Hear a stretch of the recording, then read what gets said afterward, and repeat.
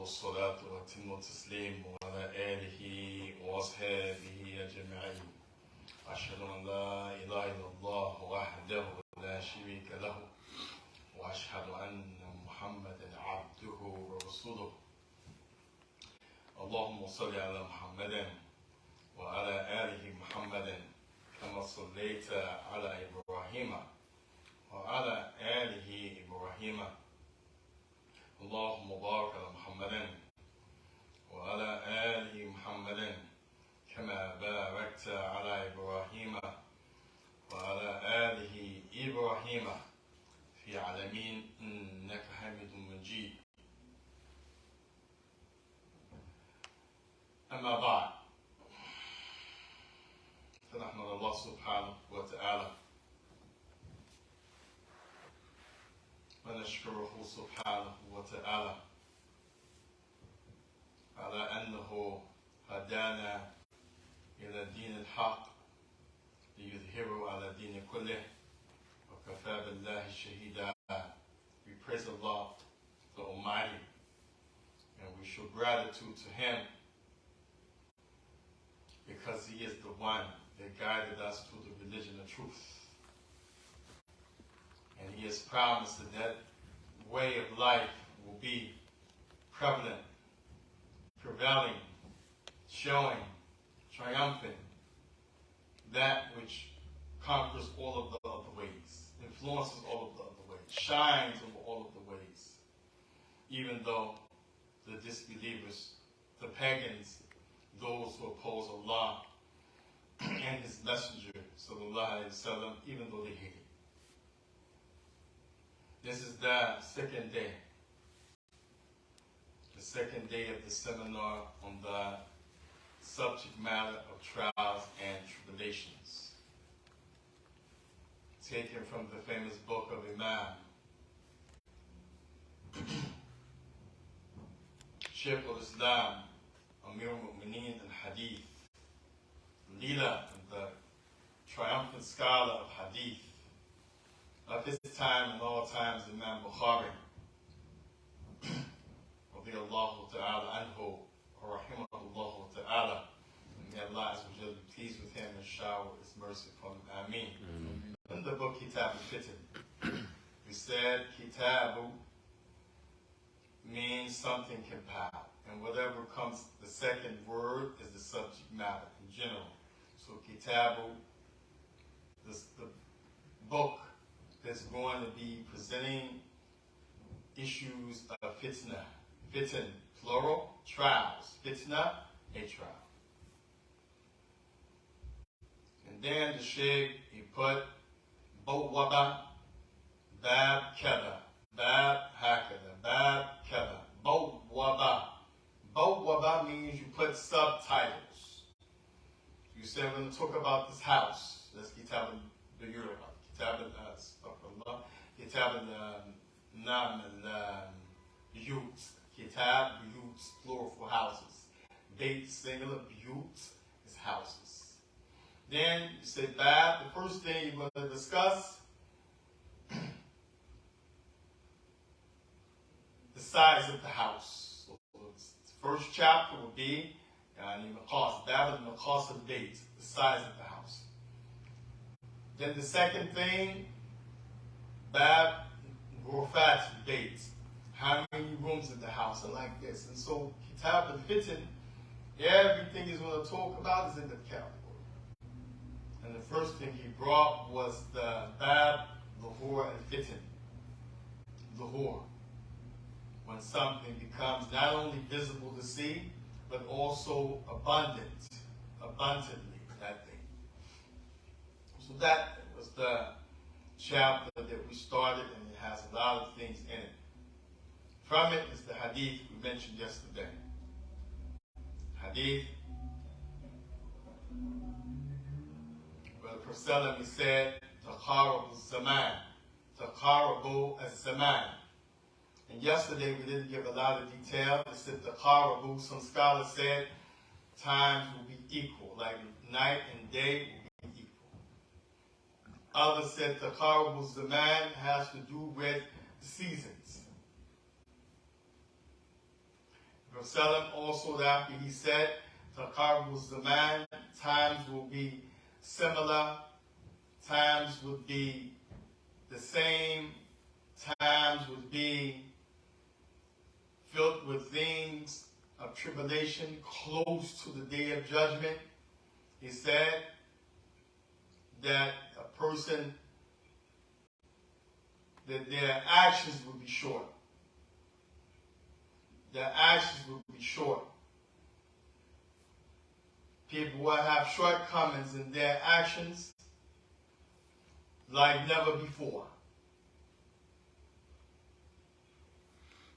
They will have shortcomings in that which they are supposed to uphold. Young course. Actions will also decrease. Young course of the amal. That's why you see the Muslims are not righteous like the Muslims of the past. The Muslim are Muslims into all kind of things these days, despite their commitment and their submitting to Allah and His Messenger as a Muslim, because the Prophet said, young course and amal. Young course, the decrease. This also is going to include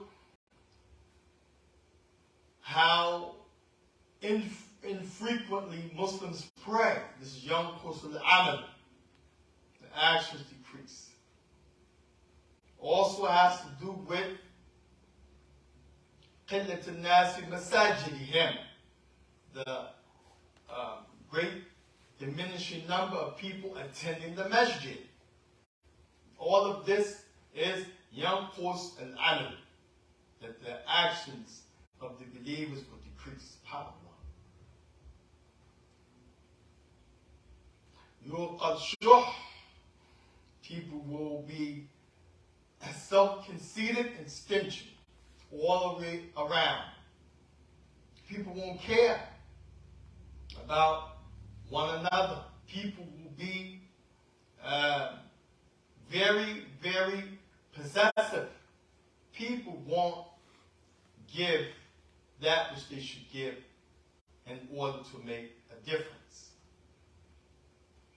وَتَظْهَرُ مَاذَا الْفِتْنَ. وَتَظْهَرُ الْفِتْنَ from the word ظَهَرَ. Again, Shaikh Abdul Karim al-Qudair, from the major scholars of Saudi Arabia, from Riyadh, he said, Dhuhur here doesn't mean to appear. This is one of the mentions of Dhuhur, something that appears, you can see it.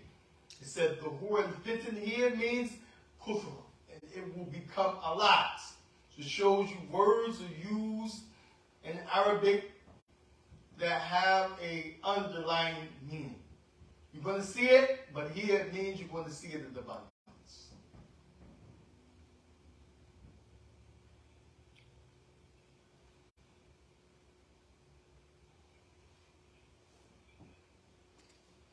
وَيَكْثَرُ الْحَرَجِ. So here, the Prophet didn't say وَيَكْثَرُ فِتْنَ. Why? Because he wanted to give both meanings, that you're going to see it and there's going to be a lot. Because kathara means abundance. He could have said yakthuru fitn, like he said yakthuru haraj, but he said yuzharu. That will appear, but it will also appear in great numbers, that which is fitn. And fitn again is general. When we talk about the meaning of fitn, it has a lot of meaning. Anything, scandals, crimes, shootings, loud music can slay, trash all over the place, children disrespecting the elders, mass shootings in schools and public places, sickness running rampant, mental illness. All this is in the area of fitn. Prostitution at young ages, sexual perversion of every type, people not having any moral compass the price of basic necessities going through, we say, the roof. SubhanAllah. People having to eat out of trash cans. Young girls giving birth at a young age. People fighting and killing locally and abroad. Someone is addicted to alcohol, another one addicted to cocaine. Home invasions. Accidental death by way of stray bullets. Somebody getting pushed onto a train track. Homeless people laying all over the place. Not being able to find adequate work. All of this underneath the meaning of fitan. It's a trap. It's a tribulation. It's a calamity. The issue of multiple storms in one season or one area that's causing not only damage to properties and destruction to communities, but causing displacement and death underneath the meaning of fitan. Earthquakes underneath the meaning of fitan. Tornadoes underneath the meaning of fitan. Tsunamis, hurricanes, floods, tumultuous snowstorms and rain underneath the meaning of fitan. Severe cold, where people die in that cold underneath the meaning of fitan. Heat alerts and people dying from heat exhaustion and strokes underneath the meaning of fitan. Raping, robbing, killing, shooting, looting underneath the meaning of fitan. Leaders being corrupt underneath the meaning of fitan. Fitan has a lot of meaning. That's why the Prophet used that term to show both the appearance of it and the abundance of it. Then he said, وَيُكْثَرُ مَاذَا haraj. And this haraj will be a lot. Will be abundant. Remember yesterday we said the ulama of the Arabic language said haraj. The Arabs understood it as al-ikhtilatu ma'a ikhtilaf. Being together, mixed in a society with one another, interactions between males, females, race, colors, tribes, different ideologies, different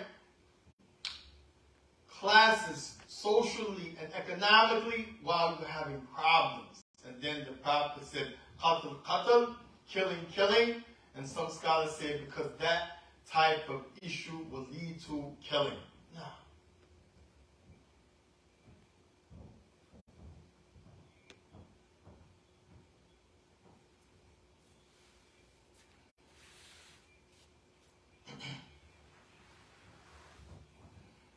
That hadith comes in different narrations.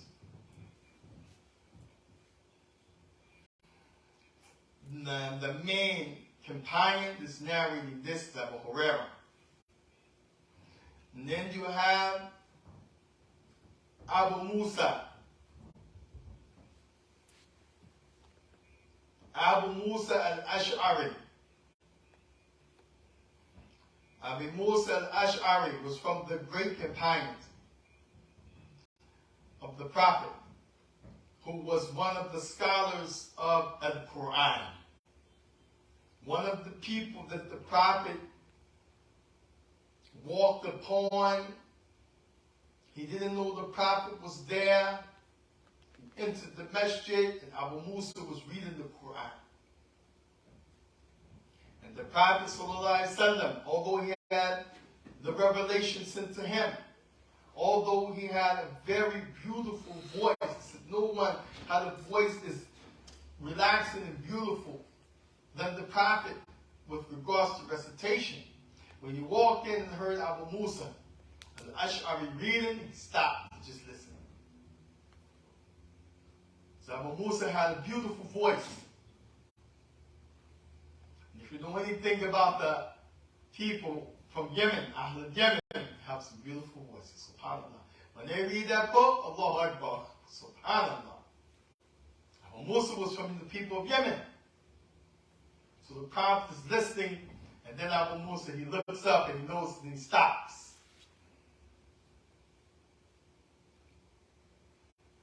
And he said, had I known you were here to listen to me, I would have stopped, reading a long time ago. Abu Musa al-Ash'ari, radiyallahu ta'ala.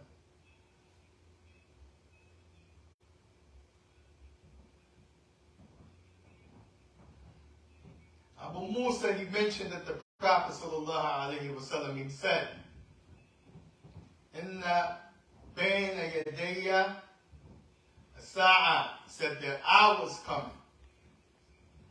He said, the hour, I heard the Prophet say, that the hour, the time will come.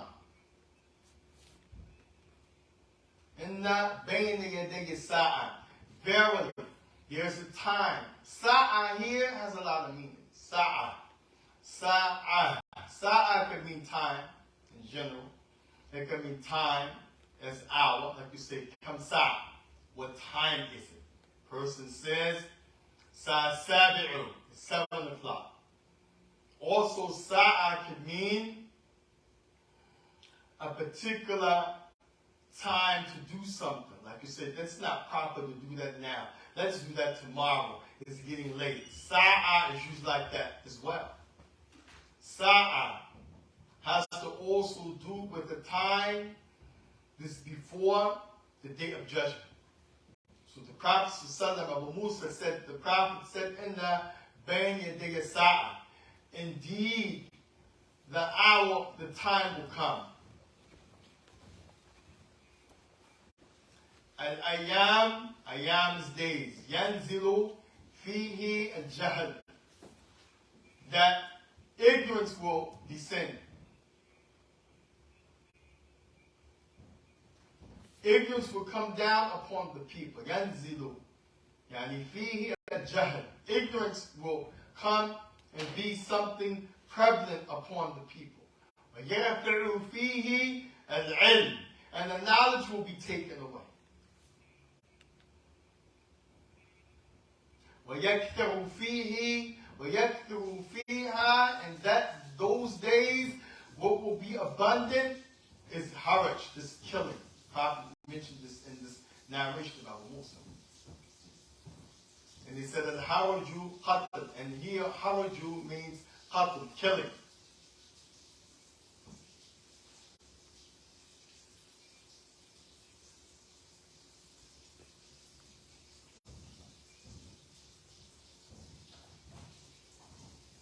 Imam al-Bukhari brings another chain where he mentions from the narration of Shaikh ibn Abdullah. He said, Jalasa Abdullah ibn Umar wa Abu Musa. He said, Umar and Abu Musa were sitting. This is what Shaikh ibn Abdullah is saying. So imagine you come into the masjid and me and Imam were sitting. Then you tell the story to somebody else. So Shaikh says, he came and Abdullah ibn Umar and Abu Musa are sitting together. They're two companions of the Prophet. And they're both scholars of the Muslim nation. Abdullah ibn Umar and Abu Musa al-Ash'ari. He said that they were talking. The two of them were talking. Abu Musa and Abdullah ibn Umar. Abu Musa told Umar, he said, قال النبي, that the Prophet sallallahu alayhi wa sallam, don't you know he said, Inna bayna yadayya sa'a. Definitely, there's a time, a period is about to come. أياما يرفع فيه العلم, but the knowledge will be raised. وينزل فيها الجهل, And what will be replacing the knowledge, what will descend upon the people, is ignorance. Check it. وَيَكْثُرُ فِيهَا الْحَرَجِ. And the killing will be abundant. He said, وَالْحَرَجُ قَتْلٌ. And haraj here means killing.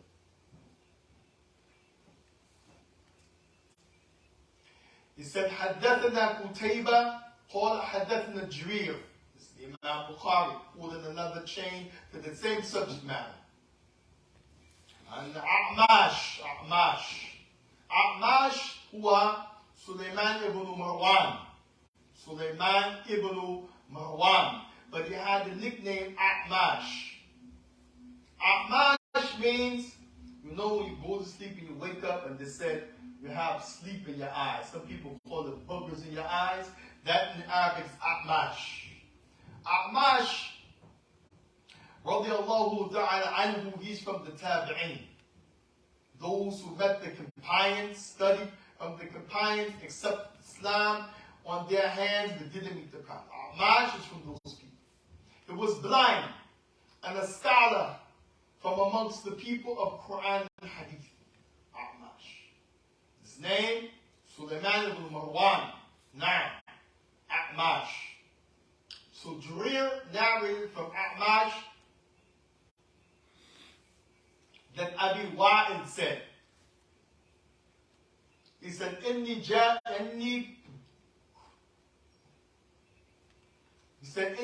yani kuntu jalisun ma Abdullah.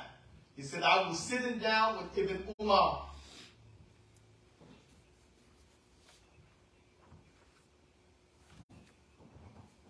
He said, wa Abi Musa, and Abi Musa. So why is Imam Bukhari bringing all of these chains to say the same thing, or maybe one word change and everything is the same as the other narrations? To prove to you that it's authentic. That it's authentic. Now,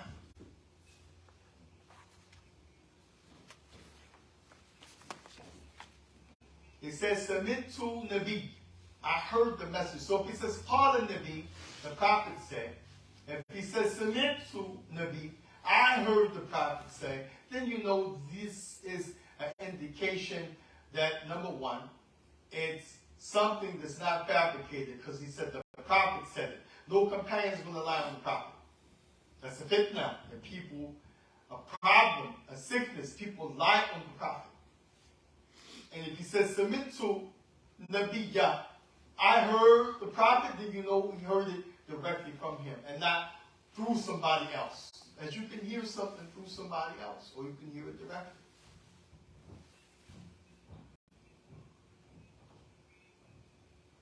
He said the same thing Imam Bukhari said. He said and reported what the other people said.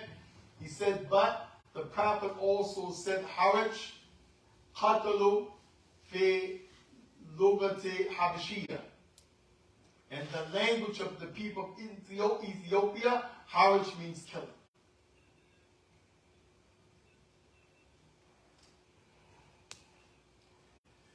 When you talk about this narration,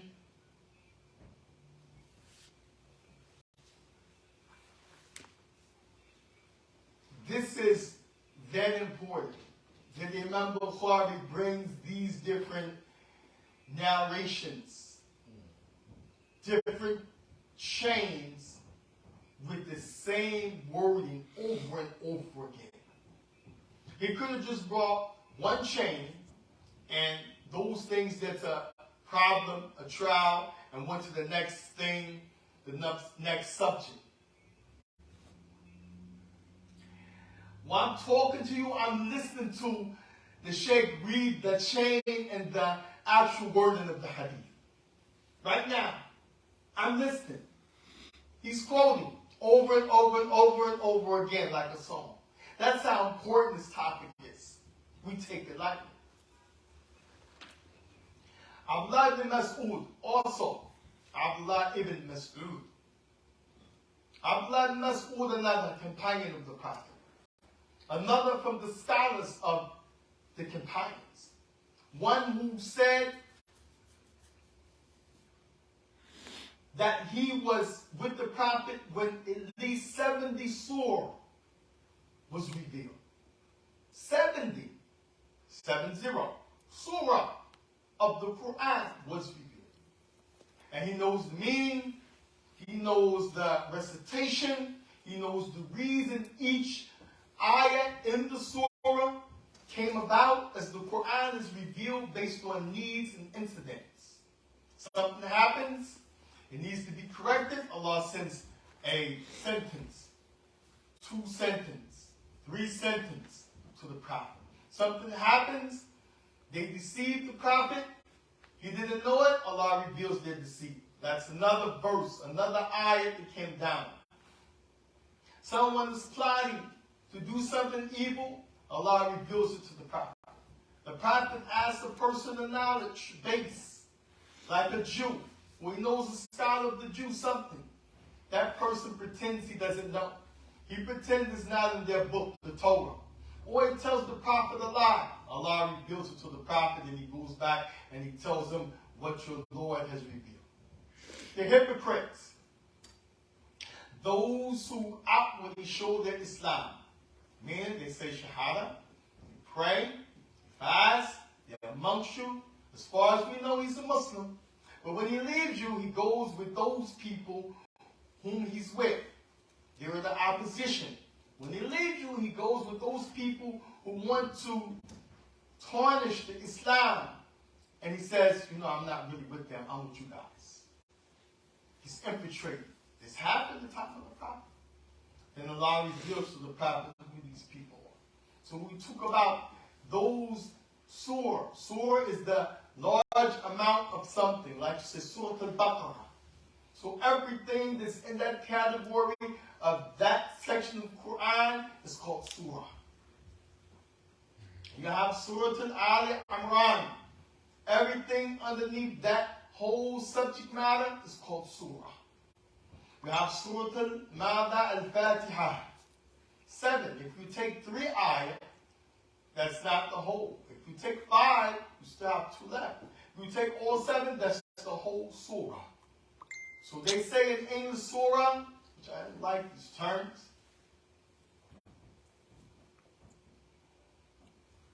is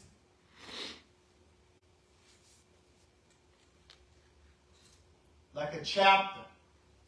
And this ayah is like a verse. I don't like these. These are like terms we use with the Bible. And you can have a chapter. Quran is unique. Quran is special. Once a man came to Umar, and I'm going back to Abdullah ibn Mas'ud because he's the one, the next hadith in Kitab is Fitan, the book of trial and tribulations, Bab, who is Fitan becoming apparent and alive.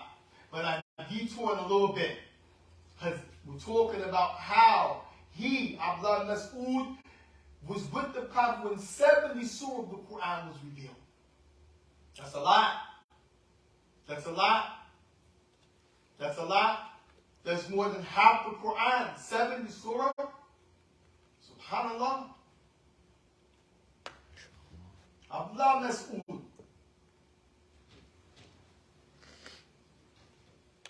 A young man from the scholars of the Sahaba has that kind of privilege from the Prophet. Quran is unique. I don't like to say 70 chapters, and each chapter has this many verses, because chapters is something you can use in any form. It's the Bible that's been distorted and lies on Allah, but they have chapters. The chapter of Luke, the chapter of Matthew, chapter of John, the chapter of Peter, the chapter of Paul. Allahumma salli. Verse number 3. And the Lord said, come unto thee. Allahumma salli. Verse can be a sheet of music. If you know, you had music class, raised in environments where you take, verse is a sheet of music. It has the notes that you sing and play it high and low. Verse. You have science fiction books, novel books. Remember we grew up reading Dr. Seuss books as little children. Stuff for the love, Dr. Seuss. Miskeen. Who is Dr. Seuss? Anybody know? Dr. Seuss, who wouldn't know? Children's author. Children's book author. Dr. Seuss. I mean, who got Dr. Seuss? Yes, Shaikh. Yeah. That's who? Yeah. That's him. Mm-hmm. The guy with the little hat, the Grinch, Yeah. and this. Right. Mm-hmm. Yeah, him, yeah. Mm-hmm. Almost done. Have chapters and books, you know what I'm saying? Chapters. Quran is unique. So we should learn to say surah. We understand, like, for English terms and, okay, what we can relate to understand. What's that, surah?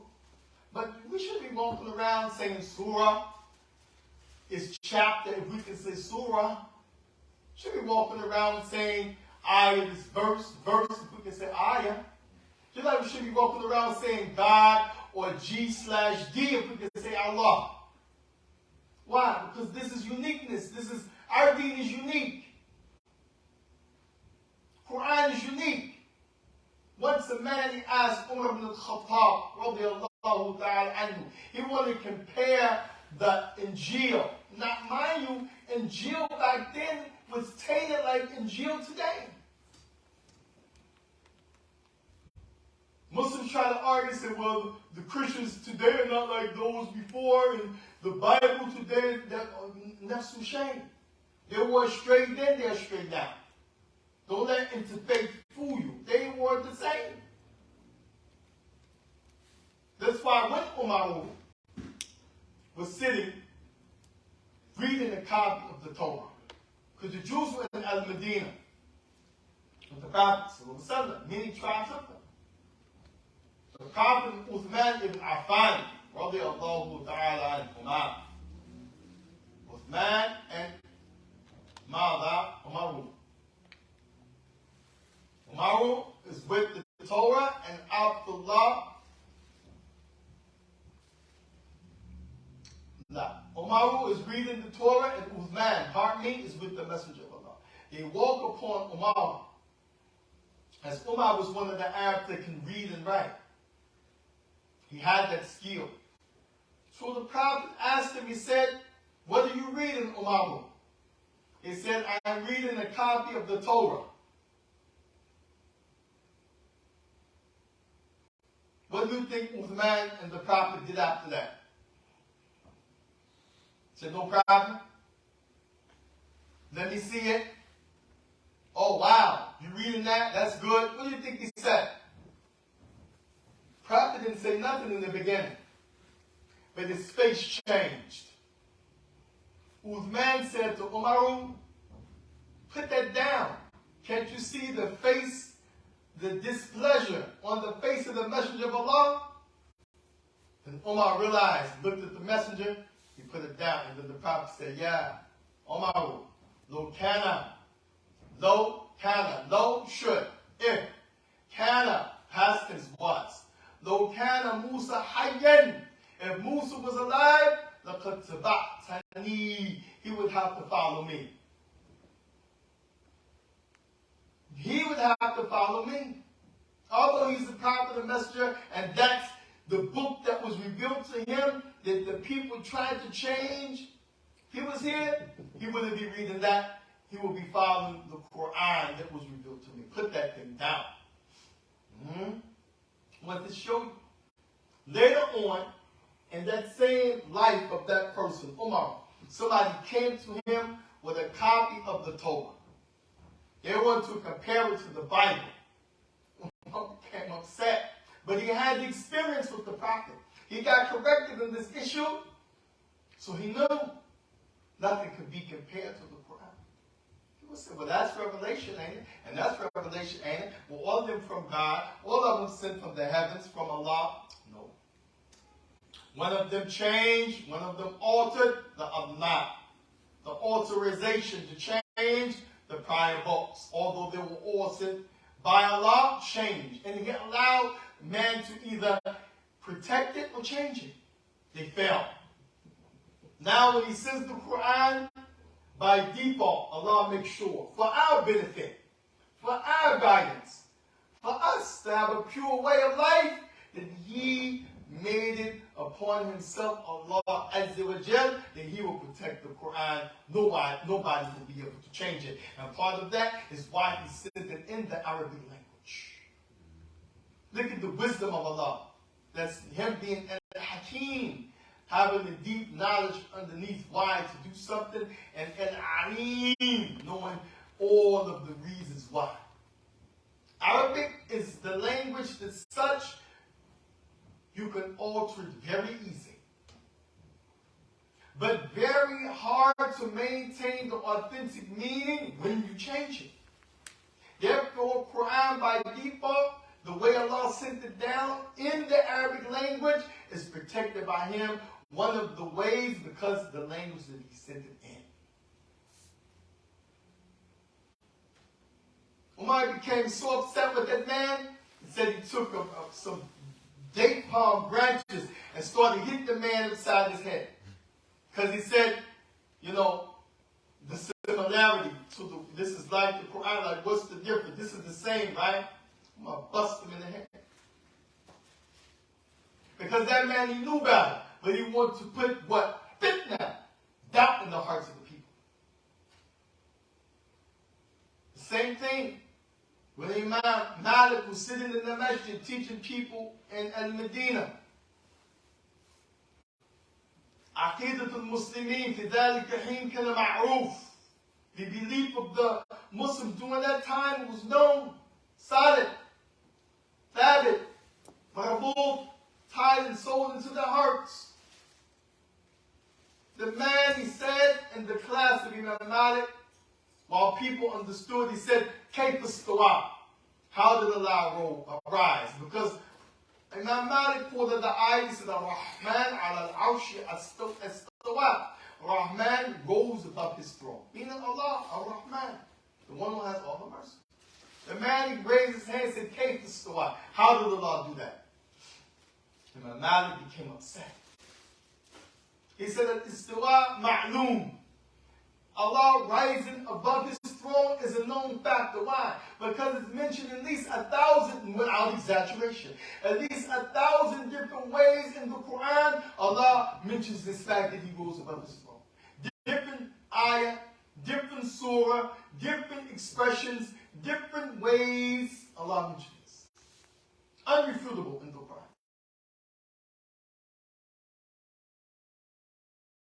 He said,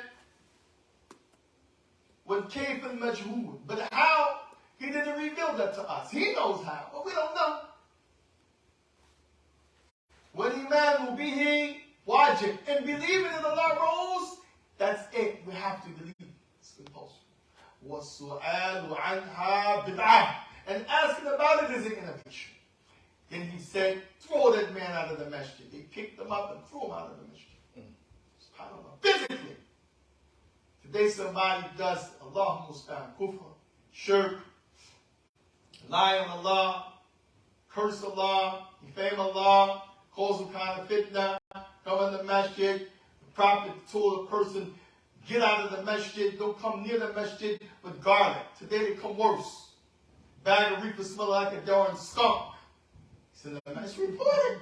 Some of the masjid, brother come to Juma, big beard, he got a big bag of reefer in his pocket, smelling like the skunk that they smoke outside. Are you serious? And you can't kick them out of what? We can't kick them out of who? Are you serious? This is worse than that. Because the man is offending people with the smell. Maybe the malaika don't like it, like the Prophet said. They don't like foul smells. They don't like the smells that are foul that affect the believers. But when someone is putting doubt in your heart, doubt in your mind about something that's clear relating to your Lord, that's even worse. Tainting your religion, making you have doubt to the point you might say, you know what, I'm done with this religion. And that's kick him out, throw him out. So going back to Allah Ibn Mas'ud, 70 surahs of the Quran was with the Prophet when they were revealed. And he learned it. He knew the meaning. We knew the recitation, the different ways it is revealed to recite it, and so forth. That's Abdullah ibn Mas'ud, radiyallahu ta'ala anhu. What time is it? 7:31. He said that the Prophet sallallahu alaihi wasallam yaqul, that the messenger, he said, min shirar nasi, from the most evil of people. Now the Prophet is giving you description because one of this is going to take place when he dies. Like they said, when the Prophet died, all hell broke loose. Yeah, all fitna happened. Min shirar nas, from the most evil of people. That means this is not the only description, but this is one of the descriptions of the most evil people. He said, and yudriku sa'atu, that they will live to see this time.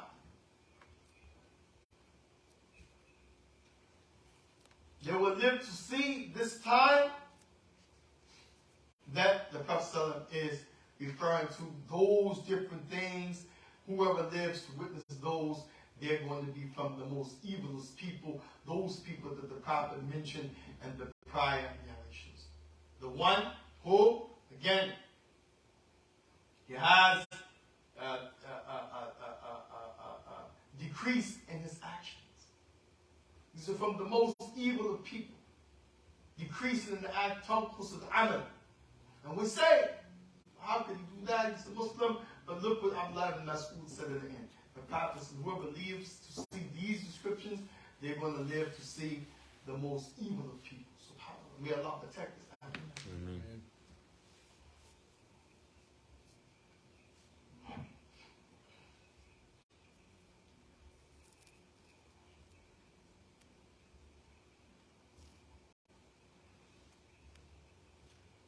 Shaykh Abdul Karim said here the meaning again of dhuhur is kathratu. It means to have a lot of fitna and not necessarily it appears like it was not there before. It carries the meaning of something where you can see it and abundance, the word dhuhur. In this narration or this title, the way Imam Bukhari used it, bab dhuhur and fitna.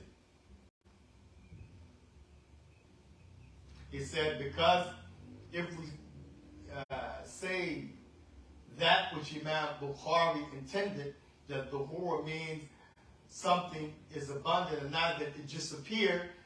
We know it already appeared before, some fitna. It said, منذ أن قتل خليفة al-Rashid.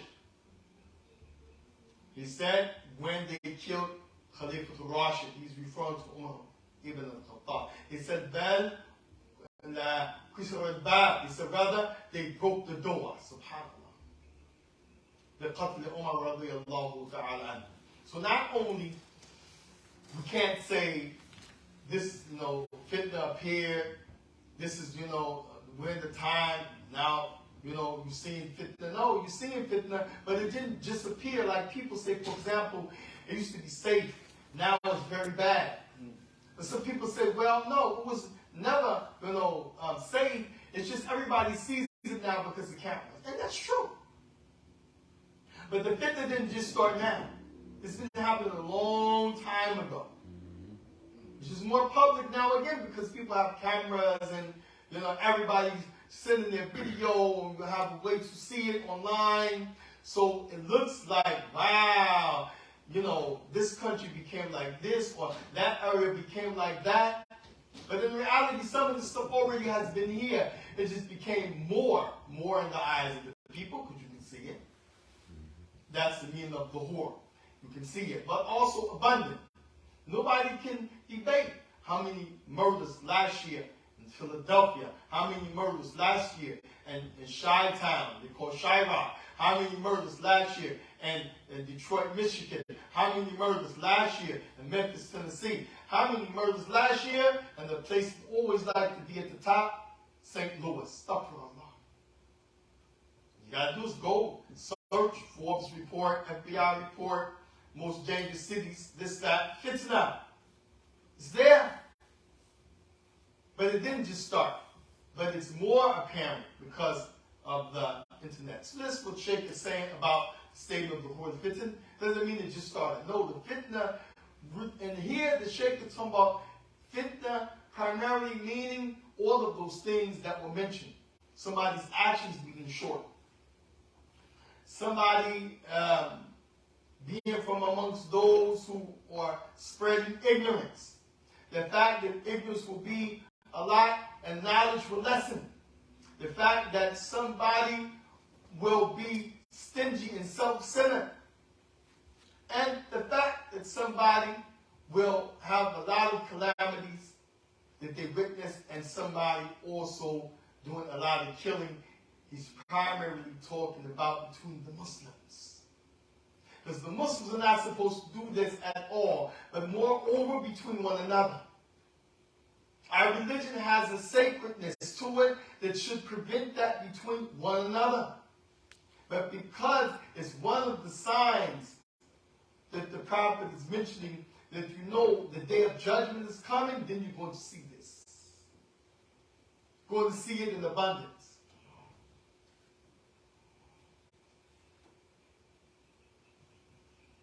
So he said when Umar was killed, this is also when this started to become known amongst the Muslims that someone killed somebody who's a Muslim purposely.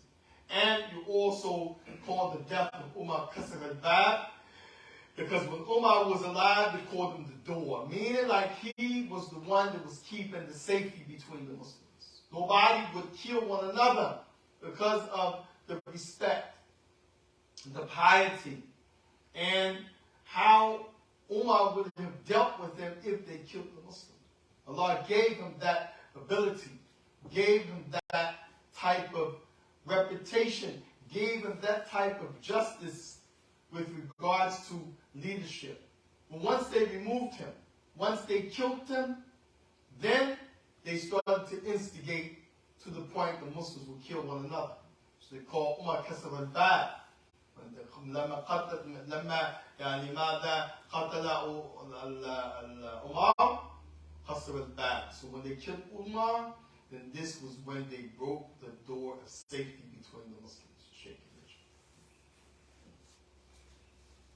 So this is again why when you understand the meaning that Imam Bukhari intends when he says the whore, which normally does mean something appears, but here it means something that already appeared that's becoming abundant. That's one of the signs of the Day of Judgment, and that's the Muslim primarily killing the other Muslims. Astaghfirullah. May Allah protect us. Ameen. Amen. From all types of fitna, that which is inwardly and that which is outward. Because inward fitna, and this Allah He mentioned. ما ظهر منها وما بطن, that which is inward and outward. Inward fitna, for example, having envy. You can't see that I envy you unless I tell you I do some actions and you figure it out. I say, wow, he envies me. I can sit right here and say, wow, that guy, he's built, he's handsome. I'm not built, I'm not handsome. He has all of the girls. Damn, I wish I had his looks. You will never know it. That's envy. That's the inward fitna. Somebody has a nice wife. MashaAllah, Allah gave him that. You see it, say, damn, how do you get that? Hell, I look better than him. She's banging, he got that. He will never know it. You smile at him and say, how you doing, Akhi? But that's the inward fitna, what you feel of envy towards that person. Sometimes inward fitna is to be arrogant. And this is a problem because sometimes we say when a person is confident and sure about what they know and they're correct, they say he's being arrogant, he's arrogant. No. He's not backing down because he's confident. He's sure and he's right. He's not arrogant. Now if he says I'm better than you because all black people are gods and goddesses and you're white, okay, now that's pride. And that's falsehood. That's not true what he said. But if it says to you, man, you're a piece of crap, you're a bum. If you were rich like me, then you could say something. Get out of my face. So that guy's arrogant, yeah. How could he talk to somebody like that? Because of what he has and what he possessed, and he talks down to somebody else because of what he had. That's what's called arrogance.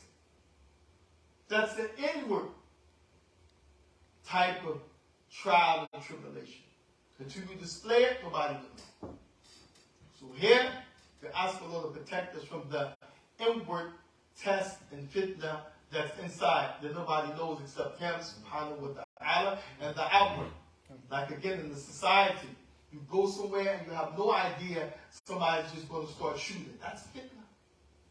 That's an outward fitna that you can see in the society. You're riding, you're in the car, you have a nice car, but you're a minority.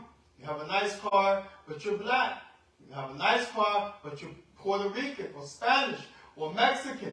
Anybody that's considered minority. You're in a nice car, but you got dreads. You got a nice car, but you're leaning. You know, people like to lean. Now, I mean, that's a profile for you. And as soon as you hear, woo, woo, woo, woo, you look in your mirror and your heart starts beating. Boom, boom, boom, boom, boom, boom, boom. That's an outward fitting. Harassment from the police and transgression and all of this outward trials and tribulations. You have outer, that people see, and his actions and statements, and you have inner thoughts, feelings, grudges, envy, etc.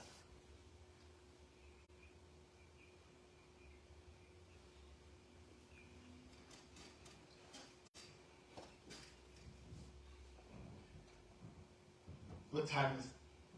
7:43. Inshallah, we'll stop here. Inshallah, we'll go back, inshallah, at 5 minutes to 8. So,